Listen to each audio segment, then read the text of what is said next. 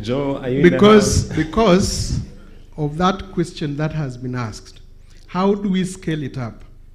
KMRC is dealing with the demand side.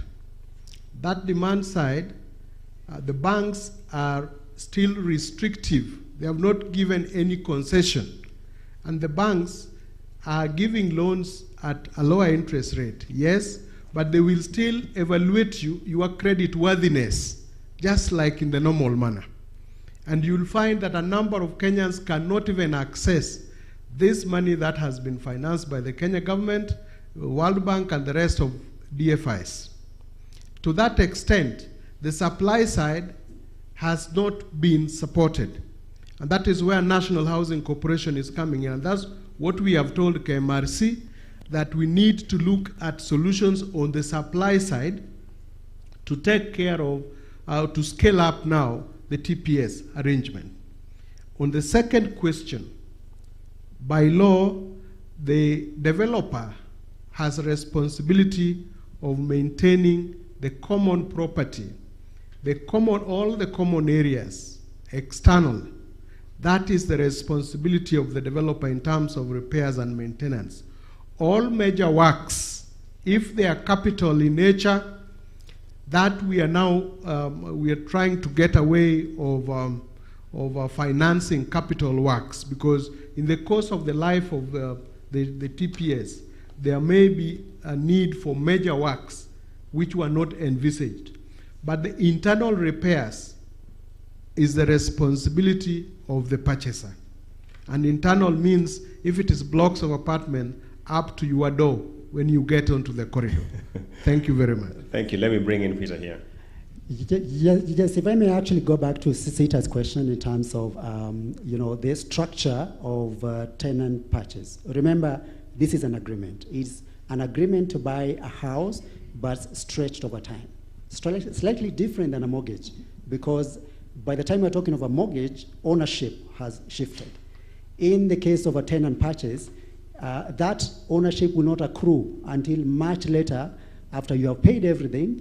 That is when the title will be transferred. And some of the interventions we will be looking for, maybe later in the discussion, is the ramification of that in terms of legalities, in terms of cost, in terms of taxes that you pay, of stamp duties and all that. But more importantly, and maybe for purposes of KMRC, remember KMRC refinances mortgages.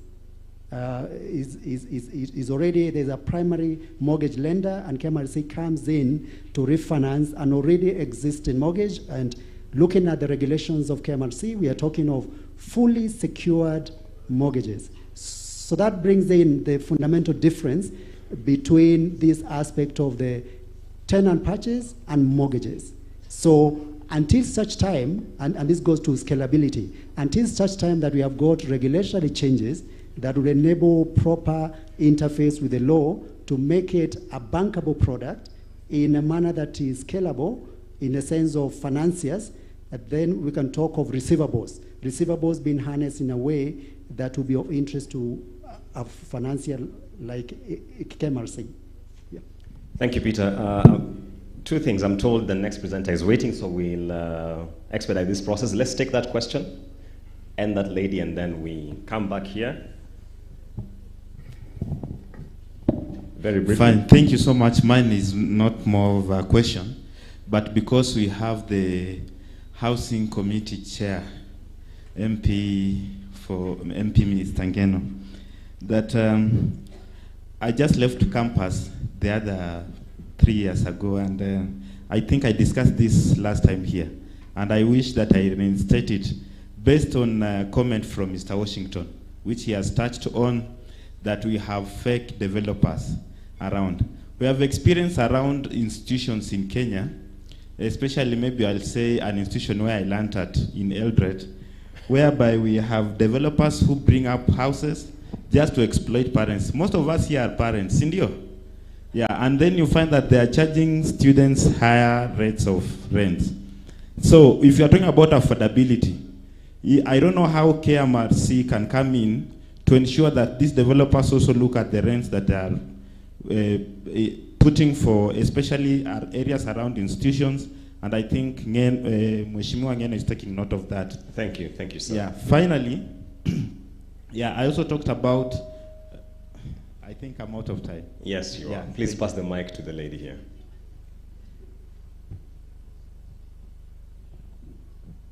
Good afternoon. My name is McKenna. My question is directed to Peter with regards to the structure of this tenant purchase contract.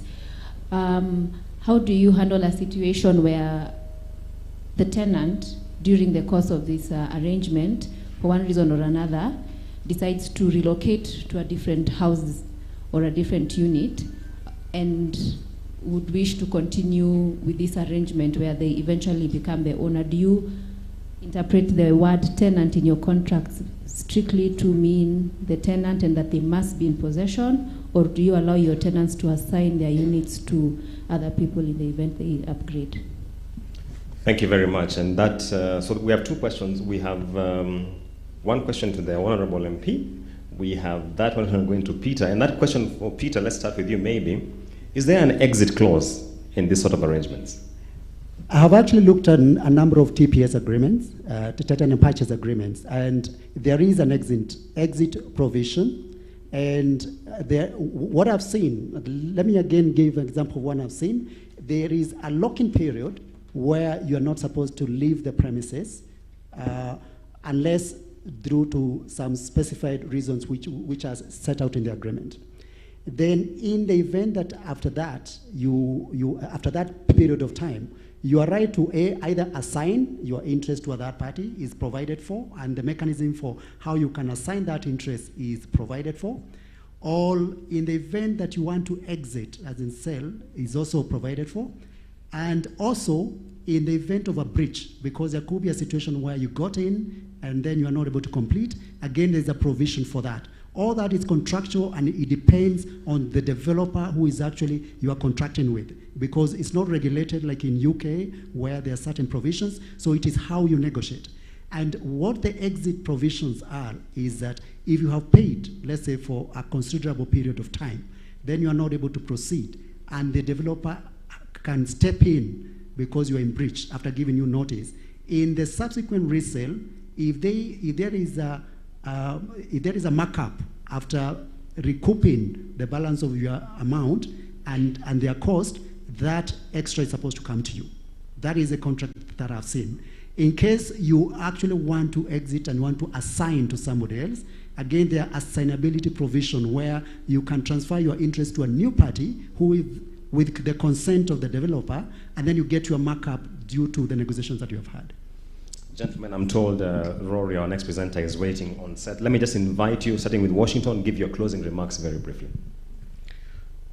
We want to support KMRC because they are doing a good job.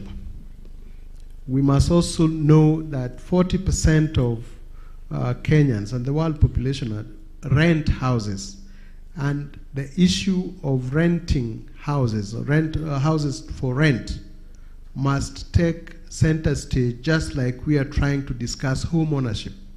40%, nobody in these urban areas, you will never say that everybody must own a house. It has never worked anywhere else.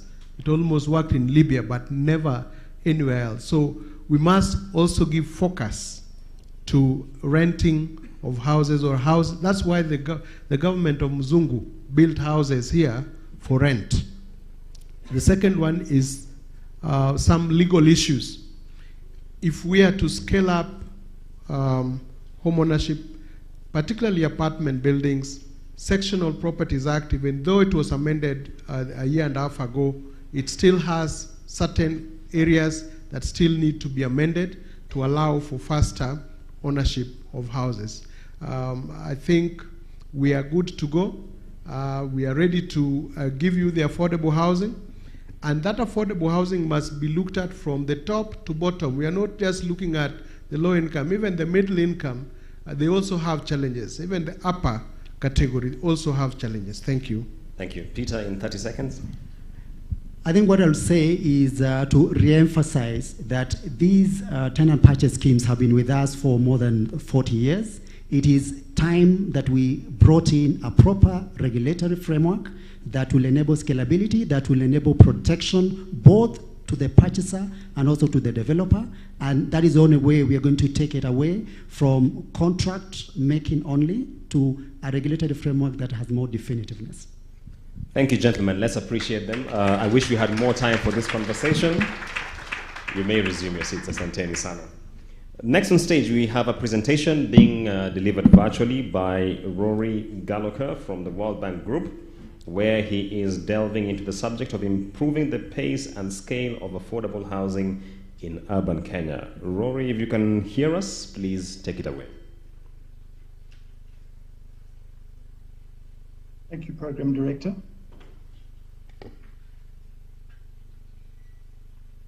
I can hear you. Can you hear me, Program Director?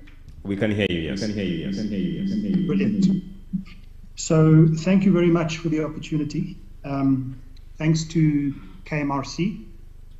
Thanks also to the World Bank and to the Government of Kenya. This presentation I'm making together with my colleague from the University of Nairobi, which is Dana Kenya, on behalf of the World Bank. And as the Program Director has correctly said, the brief is to look at what are the things that possibly could need to change in order to improve the performance of the affordable housing program. Now, the contribution that's offered by the Government of Kenya to that program is land and infrastructure. So we thought the place to start is, let me just pull the presentation up first.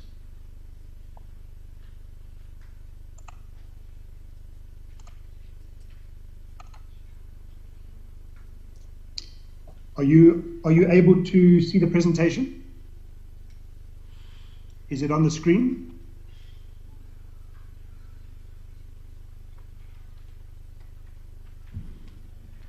We don't have your presentation yet on screen. Is it on the screen now? The tech team is setting it up.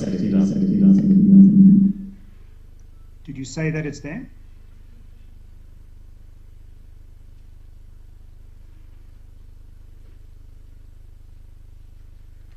Rory, you may just proceed as we get the presentation on. Thank you. So, as I said when I started, the place that commenced because of the contribution offered by the Government of Kenya, which is land and infrastructure, is that we started with looking at the land itself. So, the land holdings of the Government of Kenya, focusing on the national estates and focusing on the county estates.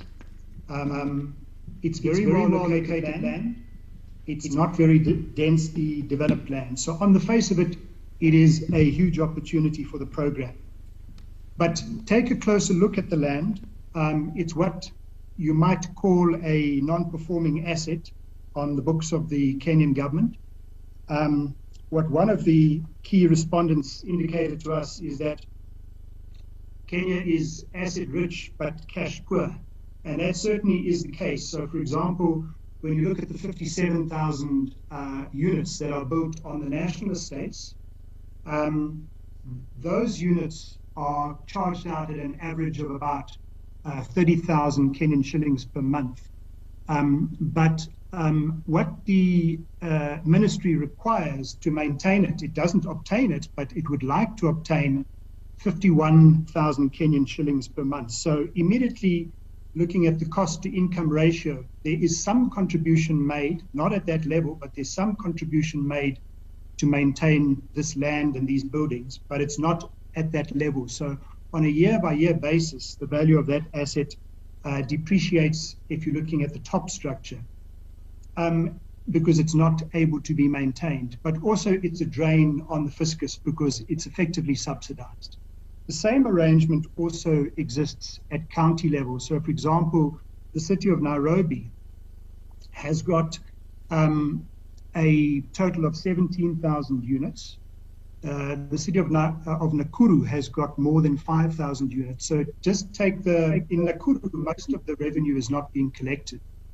on those units. There's what you might call a rent boycott. In Nairobi, it's a lot better because they're collecting in Nairobi about 2,900 Kenyan shillings per month. But if you look at that number, that's residents of the slums are paying anywhere between 2,000 and 5,000 rand per month where they're residing in the slums. So it's obviously not financially viable long term. So yes, these estates certainly, if they can be infill and if they can be contributed as one of the land assets, are very attractive. But it's not as simple as that, because there are four major constraints that exist on these pieces of land, and that was experienced in the Pangani case. That was also experienced in various other projects. It's currently being experienced in Moro. And the first difficulty is obviously all of this land is occupied, so it's not vacant land. In many instances, it's occupied over a long period of time and intergenerational tenancies. In some cases, there's subletting, so there's obviously an incentive on the part of the people who have the individuals who have the lease to retain that lease. And in some cases, it's just a dependency issue because of the fact that it's a hidden subsidy, and therefore the occupant is able to live at a much cheaper rate. So that's the first constraint or encumbrance. The second one is that we actually don't know at this stage what contribution this land can make to the AHP, chiefly because the land hasn't been surveyed. And so its amount of acreage that can come into the AHP is currently unknown. So that's the second constraint, which I'll come back to. The third constraint is that a lot of the land is encumbered just because of illegal activity like land grabs and like infills and encroachments by private individuals. So yes, this land is very attractive. It's almost the only land that is usually spoken about in the AHP. And if it is going to be a major contributor to the growth of the AHP, then it needs to be sanitized or unencumbered. And the way that that needs to be done is, first of all, through a sub-program of community-based development and community-based planning, because it is occupied. Second of all, money will have to be spent to do the surveying so that title and registration can actually happen on the land. Thirdly, the adjudication process is in place when there is illegal infill and those kinds of activities. But that adjudication process will have to be resourced and almost performance-driven at a much higher rate, because as was seen in Pangani and others, some of the delays thus far, which are a real impediment to the performance of the program, have been 2 years. In one case that we heard about, it has been 3 years. I'd like to move now, and I hope the slides are on the screen.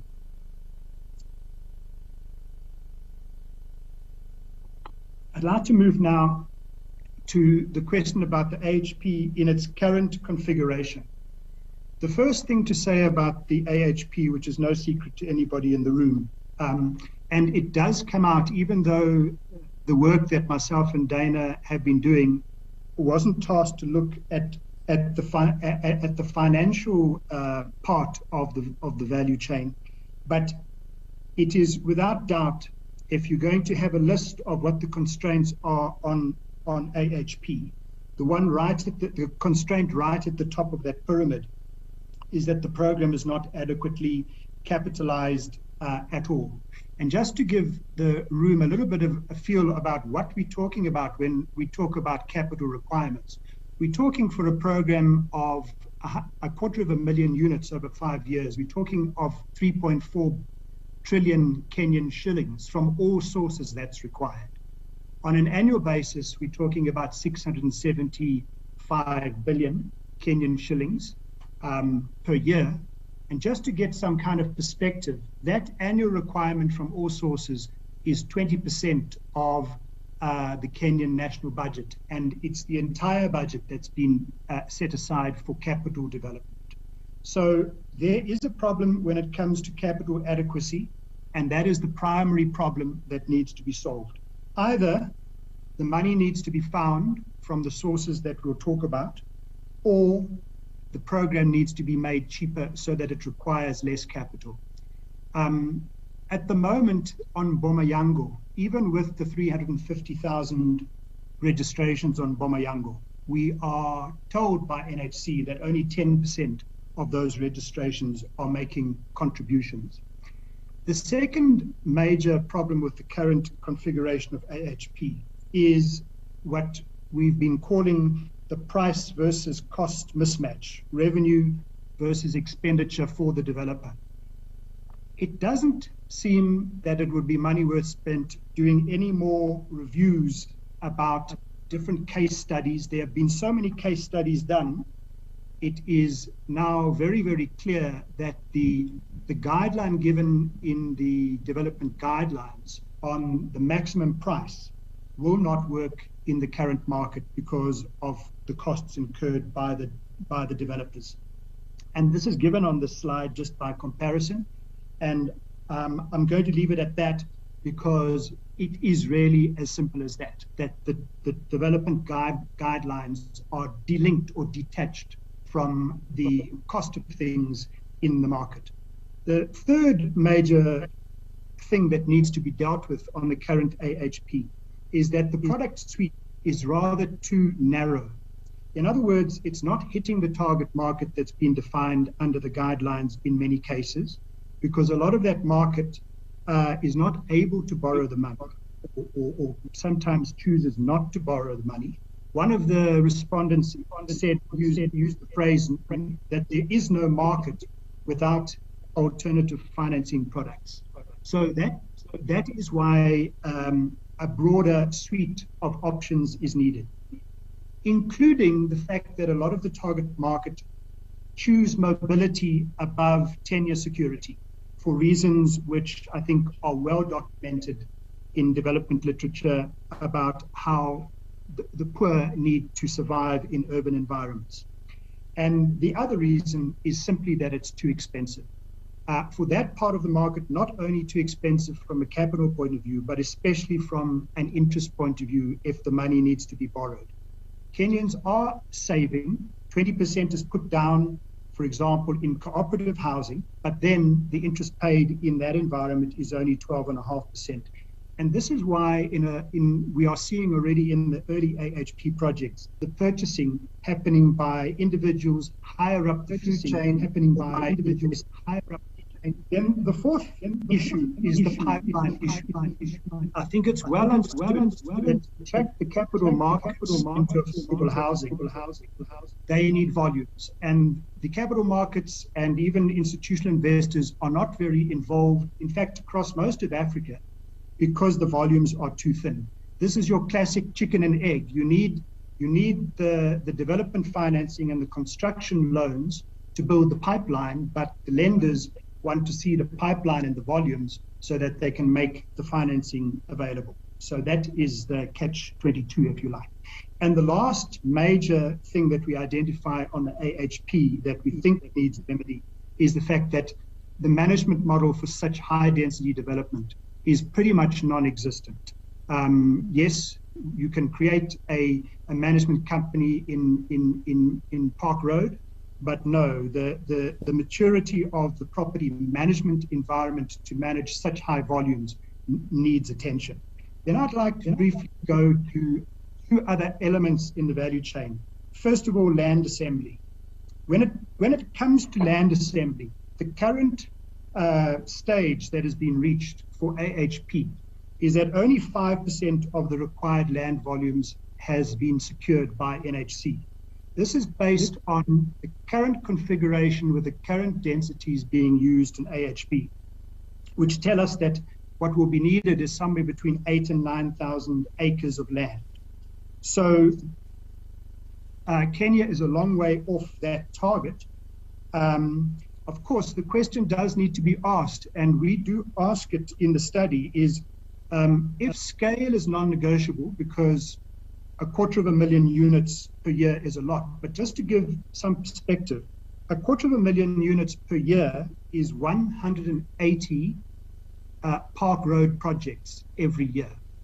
So is that viable, or is that feasible? The other way to look at scale is 3,000 projects of 80 units each. Probably for success to be enjoyed, it's a mix of park roads and 80 or even 40 unit developments. So it's not a one solution to the problem. So that will then tell us, or tell the program leaders, how much land is needed. Because on the land question, there really are only two options, much like the money question. Either the land needs to be found, or the amount of land required needs to be reduced. The second issue about land is currently it's not being procured on a programmatic basis. It's more on a project by project basis. The third problem is the one I referred to in the beginning of the presentation, i.e. public land is encumbered, and that is a problem. It's not always a low-hanging fruit. It's sometimes a fruit that you can only eat in 2 or 3 years' time. The fourth thing is there's a view that private held land is too much of a fiddle because it's so small. It's 1/4 of an acre or it's 1/8 of an acre. And we would like to suggest that to get to scale, even if it's many smaller projects or a lot of smaller projects included, the smaller land portions should not be dismissed if the landowner is going to seize on the opportunity. And then the last issue on land, from a constraint point of view, is there enough work that is not public land? Private land included, but also land owned by institutions, land owned by corporates, land owned by the churches. On the question of infrastructure, nobody in the room needs to be reminded about the extent of the deficit or the backlog. And it's on this slide and it's well documented in many documents. The main issue about infrastructure is the impact of the infrastructure deficit and what it causes, including in the performance of the AHP. So the first thing to say, the phrase crowding in private sector investment is often used. And yes, no infrastructure or inadequate infrastructure retards private investment. So money that wouldn't need to come from government because it'll come from private individuals and investors comes in far more slowly, or sometimes doesn't come in at all because of the infrastructure problem. There is an overall inadequacy in the amount of resources that Kenya has for infrastructure, and therefore that must be built into the solution that gets taken. But it's not true that there's no resources. It's more true to say that the resources are fragmented and scattered around many different agencies, the counties, the parastatals, different utility agencies, and national departments. So it's a fragmented budget, but there is some budget, but there's not adequate budget. The next thing on infrastructure is that it's a huge opportunity missed on job creation. Building houses is not the only kind of infrastructure development that can create jobs. And I know IPDU, I think, indicates that for every $1 million US dollars spent, you can create on building houses, you can create between 130 and 300 jobs. Infrastructure also creates jobs, not at that level. I was surprised at that figure, but not at that level. But for example, water and sanitation creates 15 jobs for every $1 million US spent. If you look at, for example, energy, for example, energy by IMF, energy creates 28 jobs for every good quality, $1 million spent. Building roads creates 16. So it's an opportunity missed on the job creation side if infrastructure doesn't receive close attention. The other thing about infrastructure is it helps on the revenue side. So the very funding gap that we have referred to earlier in our presentation, by not having the infrastructure that is revenue generating, Treasury gets robbed of revenue, and because Treasury doesn't have the revenue, therefore the funding gap is even greater. So there's very much a public revenue and impact on growth of the economy issue when it comes to infrastructure. The next thing that I'd like to say a few words about is what is actually happening in the affordable housing space anyway, even before AHP. And this slide shows, and in fact repeats, what CAF have said earlier in the day, and that is most affordable housing is coming from rental housing, but so almost 79% of all housing in urban Kenya is rental. But more importantly, it's almost exclusively, not entirely exclusively, but it's predominantly from private individuals that's doing that. So that rental housing, 89% of it is being put into the market by private individuals. Only 5.6% is coming from private companies, and even a smaller amount, 4.6% of it, is coming from different parts of government, national, county, and the parastatals. So that is the first important thing from a policy perspective and from a program. Sorry about that.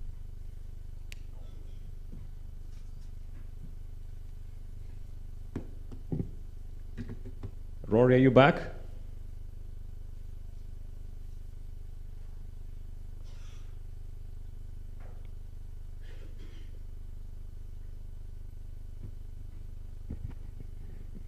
Rory, can you hear me?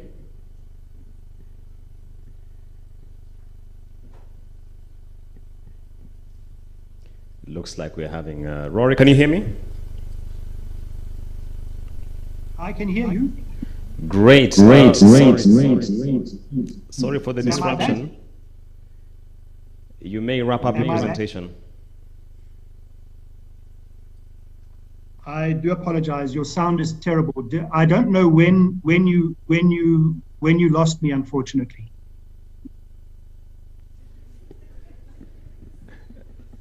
You're on the right slide right now. Yes, just proceed from there. All right. So the slide is in front of you, Chair. Okay. Then I'm going to proceed. Yes, please. I just want to put it on presentation mode.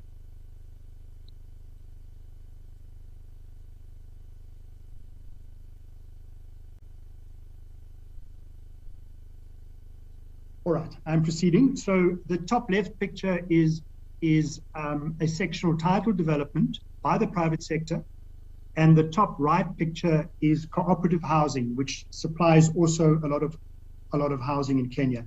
So on what is being asked here is all of this homegrown energy that is going into the supply of affordable housing in Kenya, is it being adequately accommodated within a broad national strategy for the delivery of affordable housing? Point 3 on housing is what will provoke to make the stress, what will provoke in order to make the stress of getting capital into the affordable housing market, what will provoke investment to happen? And here it's a question of incentives, and it's a question of infrastructure, and it's a question of inclusion in the policy. So the recommendations move to our final slide. We have a number of recommendations from our side on all components. First of all, on the current configuration of AHP.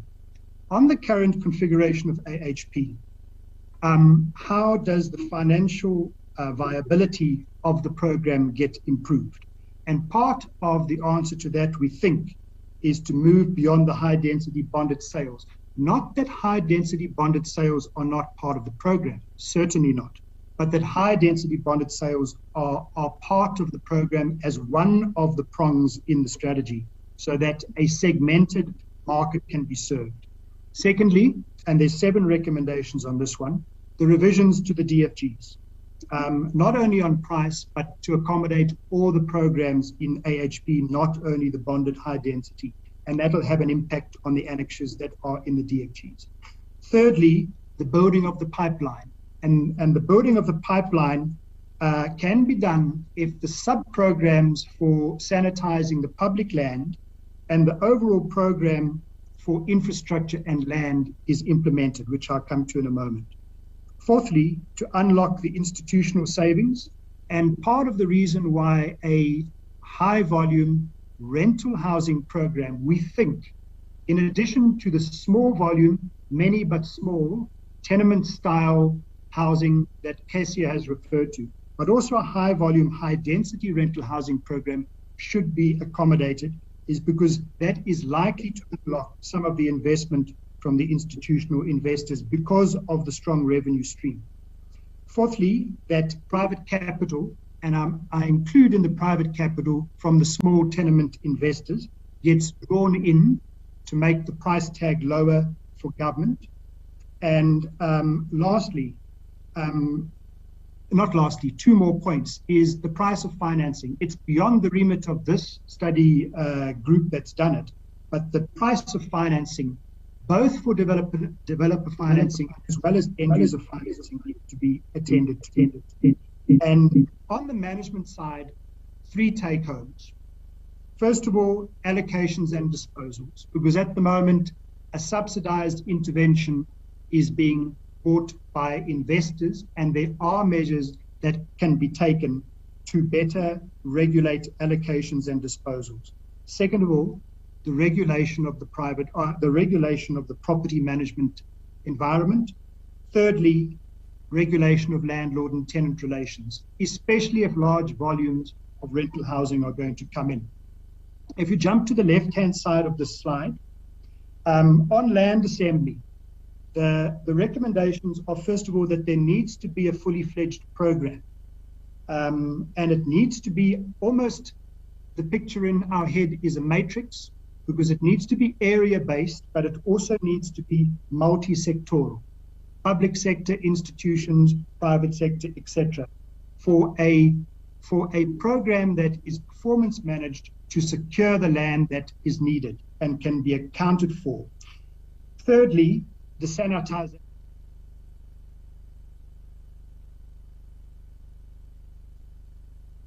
Money can be made, if you like.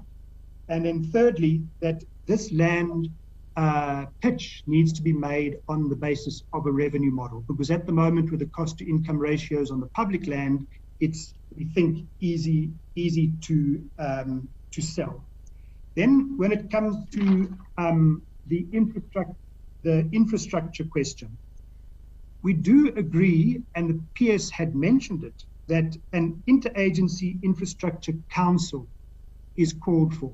It might have a different name, and I'm not talking about a parastatal or another entity or an institution, but because the budget and it's uncoordinated is scattered around institutionally, to bring it all together into one clearinghouse that accounts to cabinet on an infrastructure Marshall Plan, if you like, is important. So all those agencies need to be brought into one place. If an infrastructure program that is based on clear economic targets, such as for every Kenyan shilling spent per capita on infrastructure, what is the impact of that expenditure on improving GDP and economic growth? It also needs to be a revenue-based approach. And here we've looked at PPPs, and the attractiveness of blended financing in view of Kenya's budget deficit is huge. And also risks can be shifted. And because infrastructure is a revenue stream, we do believe that PPP can play a very strong role. And then it's more infrastructure in the early years compared to top structures. That's just how development works. And of course, once there's some catch up on the infrastructure, then the pipeline will start to heat up. Second last set of recommendations relates to the support to homegrown. And here, specifically some of the incentives. So for example, looking at tenements, the quality and the safety of the tenements, the knee-jerk reaction is always to regulate, so it's punitive. But there is a way to bring tenements into the mainstream and to legitimize them as a supply of housing through what we call progressive or incremental regulation.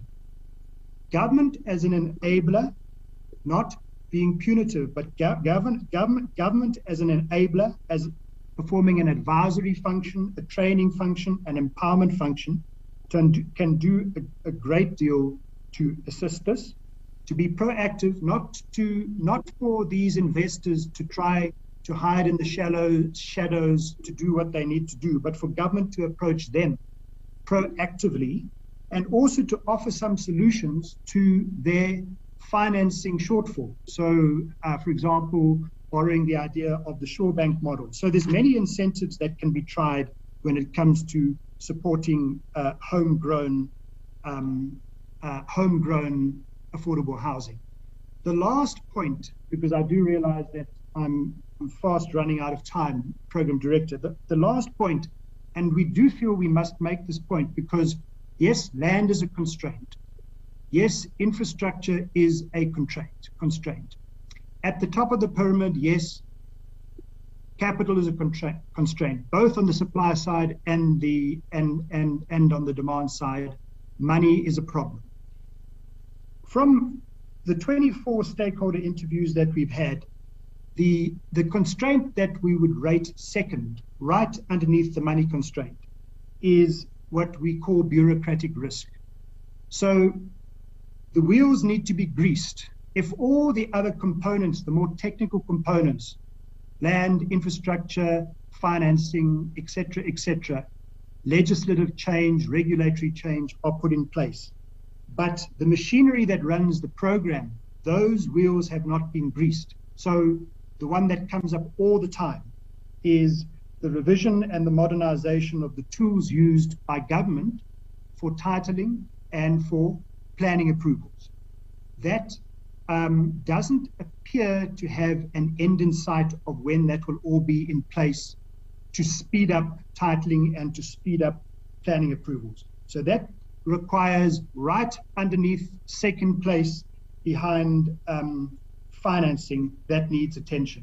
One, public sector, county and focusing on the roles of the different components, including the counties. Government can play its enablement role to make the program grow and flourish. Thank you, Program Director. I'll leave it there. Thank you so much, Rory. We truly appreciate your presentation. Now, because of our audio challenges, I will not take questions because he clearly won't be able to hear. If he's struggling to hear me, imagine if a question is coming from the floor.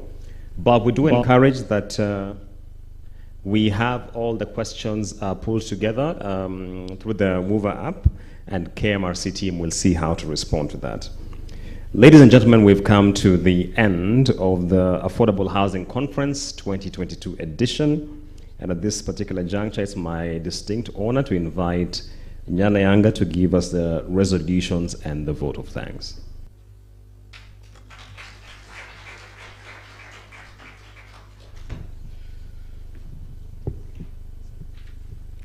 Good afternoon, ladies and gentlemen. Good afternoon. I know you have been sitting for quite some time. I won't take a lot of your time so that then we can proceed for lunch and for the day. But let me start with a quote by Henry Ford, who is the founder of Ford Motors and a business mogul. And he said that anyone who stops learning is old, whether at 20 or 80. Anyone who keeps learning stays young. The greatest thing in life is to keep your mind young. I believe that you have learned a lot in the last 3 days that we've been here.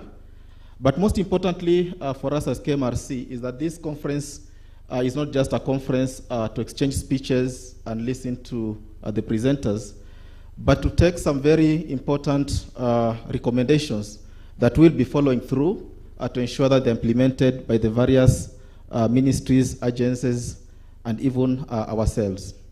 And so I will just briefly highlight the key issues which we have discussed. Of course, there are quite a number. There are many which will be sieving through and ensuring that they're implemented. But let me just highlight a few of them that as KMRC and working together with the other government agencies will be following through.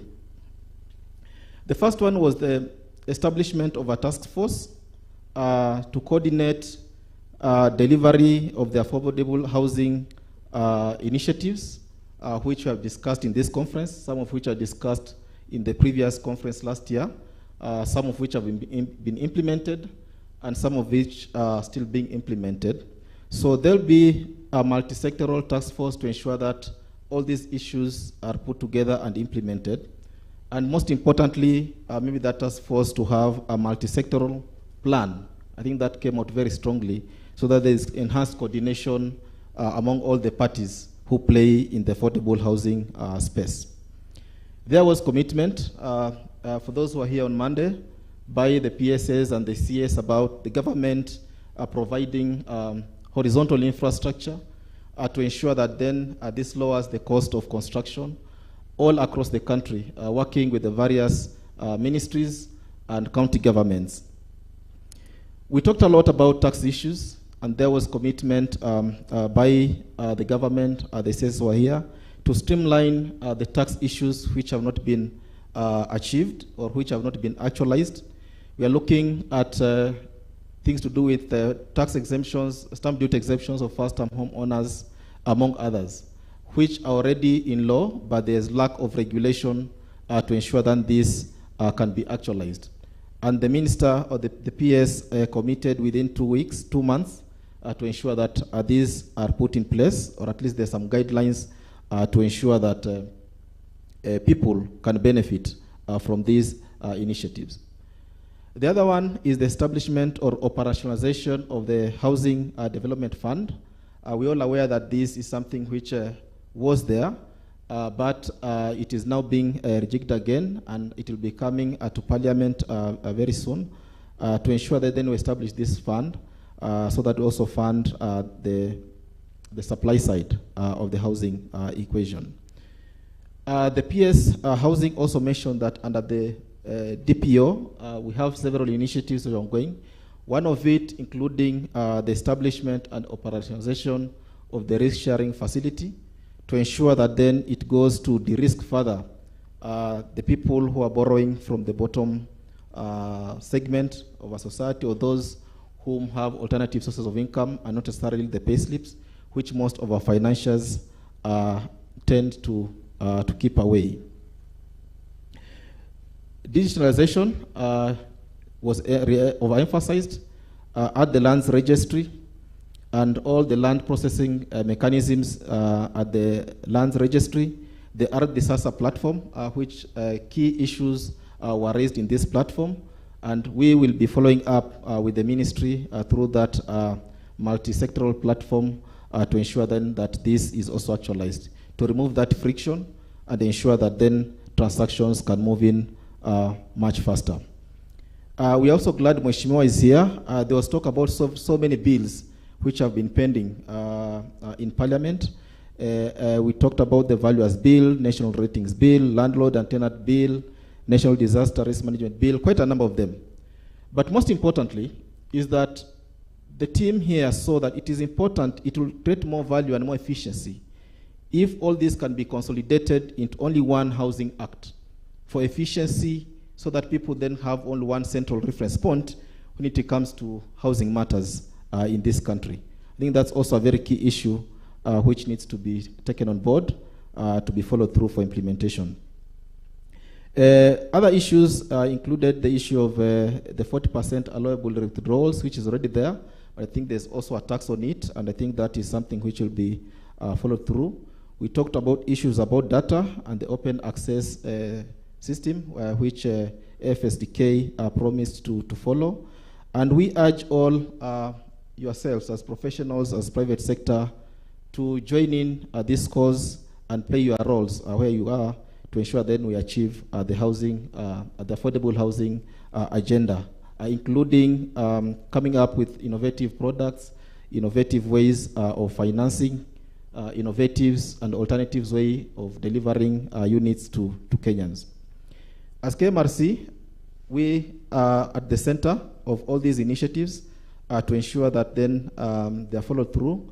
And by the time we come here next year, we will be having a report card to indicate what has been implemented, what has not been implemented, what is being done about those which have not been implemented, to ensure that then it's not just a conference to exchange pleasantries, but it is actually a conference with concrete output that then we can deliver. With that, ladies and gentlemen, as we continue to build, let us remember that it was very clear that we need to continue building green, building better, and ensure that we build sustainably in line with the climate change initiatives that we all see. It's then my pleasure, ladies and gentlemen, to move a vote of thanks as we come to the end of this session. First and foremost, let us all appreciate the Almighty God for giving us the good health that we've been having for these 3 days that we've been here together. Let me also appreciate our team leader, Mr. Johnson Oltetia, which I think all of you have interacted with in the last 2-3 days, for the stewardship and the leadership, the guidance that he has given us as a team at KMRC to ensure that then we deliver this workshop in a successful manner. The KMRC team, which some of which you have seen, some of them are in the background, ensuring that everything is in place. I wish they could just stand for a second so that people can see you. You have been doing a great job. KMRC team, please.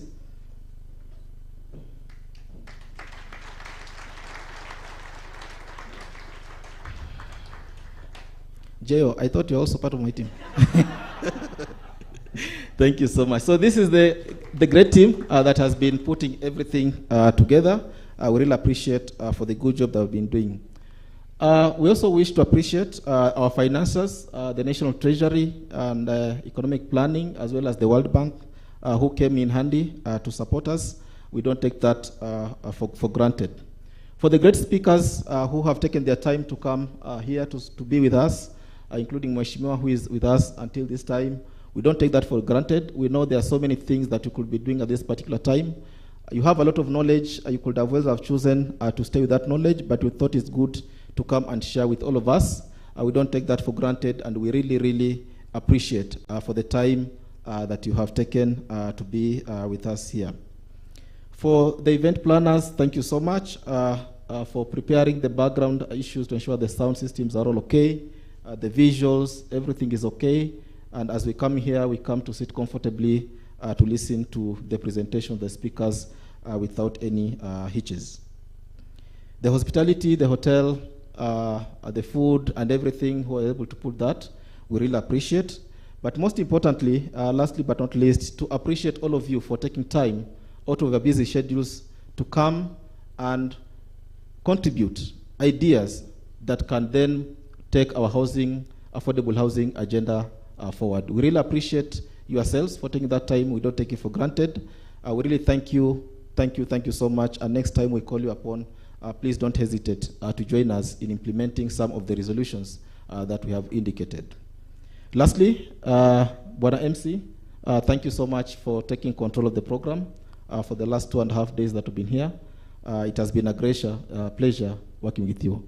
Thank you all. God bless you.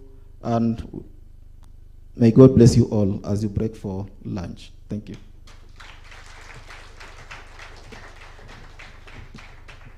Thank you so much, Nyalayanga, for the resolutions and the vote of thanks. Ladies and gentlemen, that brings us to the formal close of the Affordable Housing Conference 2022. From here, we are heading for lunch. I believe now we are all familiar with the place. I hope you've been issued with your voucher. Please remember to carry your belongings, because I believe no one is coming back here. So whatever it is you came with, just ensure that you have it. Thank you so much. We are free to go and have a bite. Asanteni sana.